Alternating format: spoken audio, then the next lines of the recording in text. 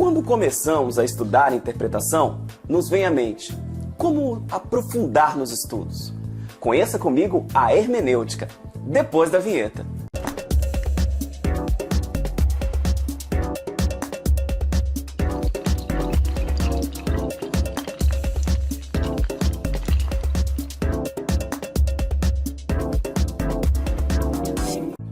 Saudações, caminhantes! Eu sou o Prosa Júnior e você está no Caminhos da Linguagem. Na mitologia grega, havia um deus chamado Hermes, o deus intérprete. A sua função era transmitir a mensagem dos deuses para os mortais. Mas o que isso tem a ver com o nosso conteúdo de hoje? Bom, a palavra hoje é hermenêutica. Sim, a arte da interpretação. Mas antes de começar o nosso conteúdo, dá uma chance pro canal e se inscreve aqui, porque tem muitas playlists diferentes para você viajar no Caminhos da Linguagem. Então, vamos lá! A hermenêutica é uma arte, uma teoria ou uma ciência?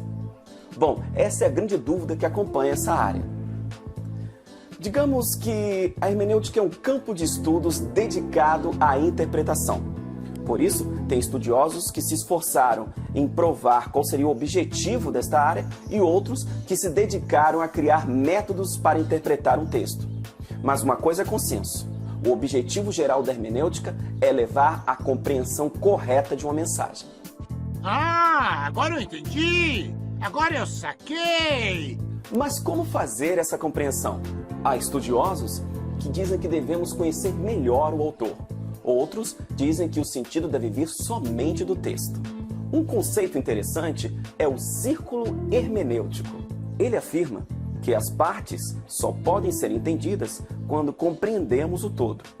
Porém, o todo só pode ser compreendido a partir da compreensão das partes. O círculo hermenêutico nos ensina que o intérprete deve visitar e revisitar a obra que pretende interpretar, formulando diferentes conexões entre as partes e o todo. Porém, o círculo hermenêutico pode ser uma armadilha e prender o intérprete num interminável círculo de reinterpretações, nunca formulando a compreensão correta da mensagem.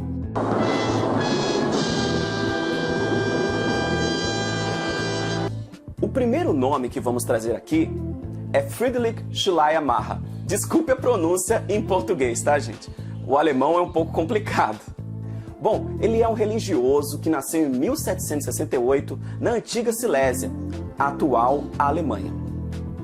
Ele defendia que deveria existir uma hermenêutica universal, geral, sabe? Que desse base para outras disciplinas, como a hermenêutica bíblica e a hermenêutica legal. Ele via a hermenêutica, aliás, como a arte da interpretação, mas não simplesmente como uma coisa subjetiva ou criativa.